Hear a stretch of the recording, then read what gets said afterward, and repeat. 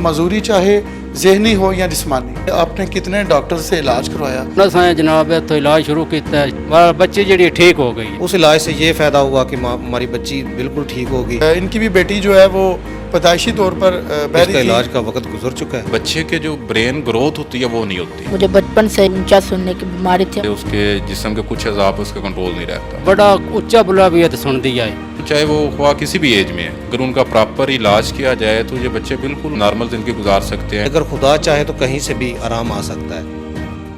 मेरे साथ मौजूद हैं डॉक्टर सैयद ऐनुल हसन नकवी। हम इनसे बात करेंगे। नाज़रीन, इससे पहले मैं बताता चलूँ, मजूरी चाहे जहनी हो या जिस्मानी, दूसरे लफ्ज़ों में हम इसे मुख्ताजी के मानों में लेते हैं। जो लोग इस मुख्ताजी की ज़िंदगी को गुजार रहे हैं वो वालिदैन जिनके बच्चे किसी भी लिहाज से किसी किस्म की जहनी या जिस्मानी मजूरी में मुब्तला हैं, उनकी परेशानी का अंदाज़ा लगाना भी नामुमकिन है। मेरे साथ मौजूद हैं डॉक्टर साहब, हम उनसे बात करेंगे। अस्सलाम वालेकुम डॉक्टर साहब। वालेकुम सलाम। डॉक्टर साहब, ये बताइए कि जो आम रूटीन पे बच्चे आ रहे हैं जिनका इलाज जो किया जा रहा है, वो इस सिलसिला में हमें थोड़ा बताएं। वो बच्चे कौन से हैं, पैदाइशी तौर पर ज़्यादा मजूर आ रहे हैं, हमें इस हवाले से बताएं। देखिए, इस तरह के जितने भी बच्चों को मसाइल आते हैं, अगर उसमें आप देखें तो वो जो ज़्यादा पैदाइशी है, लेकिन बाद में भी किसी वजह से, किसी हादसे से, किसी चोट की वजह से या बाद में किसी बीमारी की वजह से भी बच्चा जो है वो मजूरी में चला जाता है। डॉक्टर साहब, ये बताइए, जो ये पैदाइशी मजूरी जो है ये किन वजूहात की बिना पर होती है? इसका इलाज क्या मुमकिन है इस दौर में होम्योपैथिक के ज़रिए? ये आपने बड़ा अच्छा सवाल किया। लोग अक्सर पूछते हैं कि हमारे बच्चे को ऐसा क्यों है, ये बच्चा हमारा क्यों माजूर है, इसकी क्यों टांगें क्यों नहीं काम कर रही, ये बोलता क्यों नहीं सुन। इसके सबसे जो बड़ी वजह है वो जेनेटिक डिसऑर्डर है। यानी जो होता है आपका जनियाती मादा होता है, उसमें किसी ख़राबी की वजह से, जिसे आप जीन्स या क्रोमोसोम जो वालिदैन से बच्चों में मुंतकिल होते हैं, उसमें किसी ख़राबी की वजह से वो बच्चे में मुंतकिल। अब इसकी बहुत बड़ी वजूहत आती हैं। यहाँ तो इसमें जो मेन देखा जाता है कि कज़न मैरिज, उसके बाद यहाँ फैमिली में किसी बंदे को, बड़े को, आपको कोई बड़ी बीमारी रह चुकी हो, कैंसर, टीबी, इस वाले से वो जब मसला आता है तो बच्चे किसी न किसी मजूरी में चले जाते हैं। लेकिन बाद में किसी हादसे की वजह से या पैदाइशी तौर पे किसी कोई ऐसा नुक्स आ जाता है, बच्चा मजूरी में चला जाता है, या पैदाइश के बाद बच्चा बीमार बहुत ज़्यादा हो जाता है, फिर वो इस तरह किसी न किसी ज़हनी या जिस्मानी मजूरी में आ जाता है। मैं बचपन से ऊंचा सुनती थी और जब मैं स्कूल जाती थी तो मेरी दोस्त मुझे बुलाती तो मैं वो ऊंची बोलती, तब मैं आवाज़ सुनती थी। और जब मैं स्कूल जाती थी तो हमारी जो मैम है वो हमें सबक देती थी, तो मैं दूसरी लड़कियों से पूछती थी। बचपन में जब मैं खेलती थी तो दूसरी ये मुझे ऊंची आवाज़ से बुलाते, तब मैं सुनती थी। और मुझे बचपन से ये ऊंचा सुनने की बीमारी थी। अब मैं बिल्कुल ठीक हो गई हूँ और मैं बेहतर सुनती हूँ। तकरीबन हमने एक माह मियाँ बीवी ने जाके गुजारा है। एक माह में हमने कोई ऐसी दवाई, कोई ऐसा डॉक्टर नहीं छोड़ा जो इसके लिए हमने अफोर्ड नहीं किया। लेकिन बस थोड़ा सा खुदा की तरफ से इशारा आया कि मेरी जो सास हैं वो गुजरात से हैं, उन्होंने मुझे बताया कि इधर एक दवा होमियो क्लिनिक है, तो बेटा उधर रब्ता करो।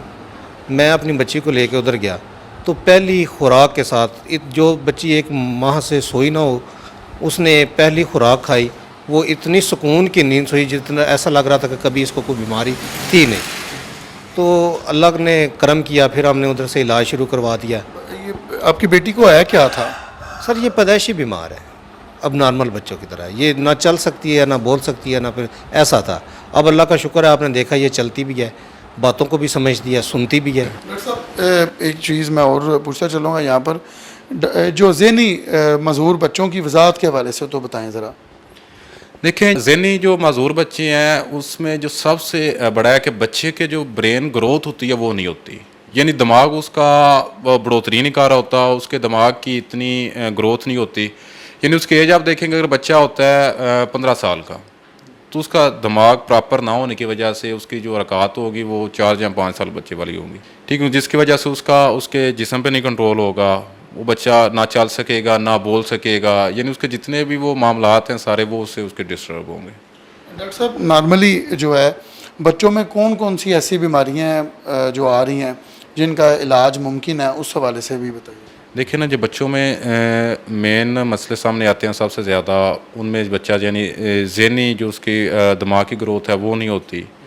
दूसरा जो उसका यानी स्पाइनल या राम मगज़ में कोई मसला होता है। स्पाइनल या राम मगज़ में कोई मसला होने की वजह से उसके जिस्म के कुछ अज़ा पे उसका कंट्रोल नहीं रहता, या जिस्म की जो प्रॉपर उसकी बढ़ोतरी नहीं होती है, या उसका जिस्म के लिहाज से सर बहुत बड़ा हो जाता है, या जिस्म के लिहाज से सर बहुत छोटा हो जाता है।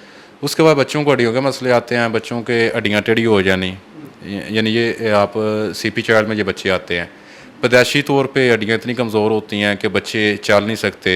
उसमें बाज़ औक़ात ये होता है कि बच्चों के जो पाँव होते हैं वो टेढ़े हो जाते हैं, या बच्चों की टांगें टेढ़ी हो जाती हैं, या उसके बाद बच्चों की जो बैक अपना पीछे रीढ़ की हड्डी होती है वो टेढ़ी हो जाती है, रीढ़ की हड्डी पे फोड़ा बन जाता है, जो अक्सर बच्चों में ये जो आ रहा है। जी ये एज क्या होगी अगर मजूरी डॉक्टर साहब हादसात में भी जो है वो आ जाती है, हादसात के बाद वो भी इलाज मुमकिन है?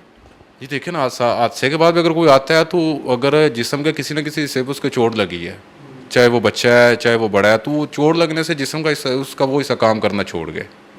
अगर देखें उसके बैक पे लगती है, अगर उसका वो स्पाइनल या राम मगज़ ख़राब होता है, उसकी वजह उसका वो पैरालिसिस हो जाता है, या उसका वो मजूरी में चला जाता है, या जिस्म के किसी हिस्से पे उसके दिमाग पे चोट आती है, तो उसकी वजह से उसके कहीं ना कहीं ब्लड की क्लाटिंग हो जाएगी, या वो सर में कहीं ना खून जम जाएगा, जिसकी वजह से उसके जिस्म के किसी अज़ा पे उसका वो कंट्रोल नहीं रहेगा।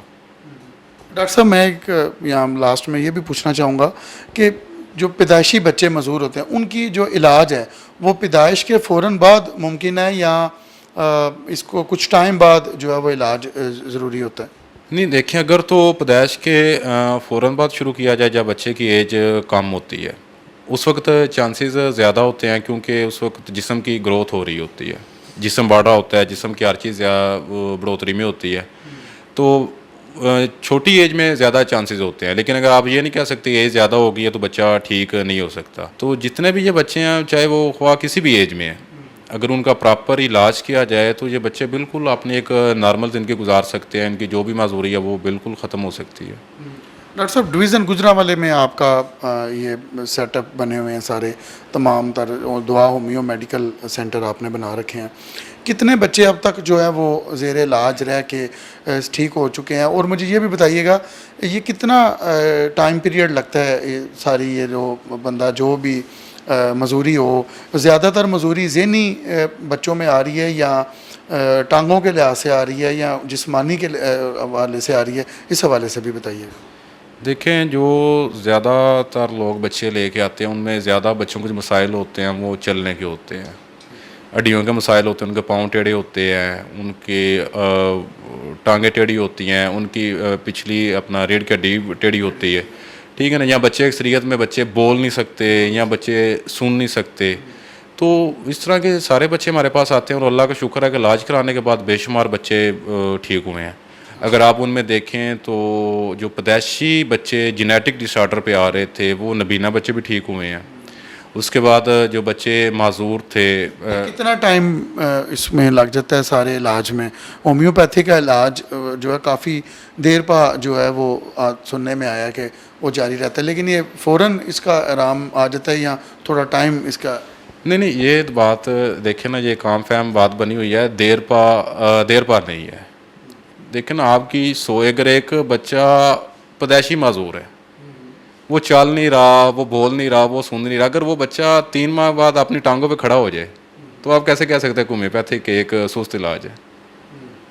देखें, मतलब ऐसा भी हुआ है आपके इलाज से कि 3 माह में भी जो बच्चे जो है वो अपने पाँव पे खड़े हो गए हैं? जी अल्लाह का शुक्र है। देखें ना, जो बच्चे माँ की गोद से लेके बड़े होने तक 2-4 साल 5 साल की एज तक जिन बच्चों ने अपनी टांगों पे अपने पाँव पे वज़न नहीं डाला, जिन माँ बाप ने अपने बच्चों को अपनी टांगों पे नहीं देखा चलते हुए, अगर हमारे इलाज से वो बच्चे 3 माह बाद चलना शुरू कर दें तो देखें ना, इसको आप फिर सुस्त इलाज नहीं कह सकते।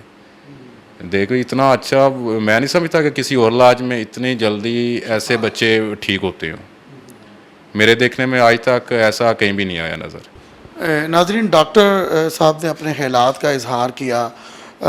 मैं समझता हूँ, मैं भी कहूँगा इस हवाले से कि खुदा ऐसे नाजुक और फूल जैसे जो बच्चों को हालात के हवाले ना किया जाए, वक्त के हवाले ना किया जाए, उनका इलाज करवाएं ताकि वो भी नॉर्मल ज़िंदगी गुजार सकें और किसी के मुताज ना रहें।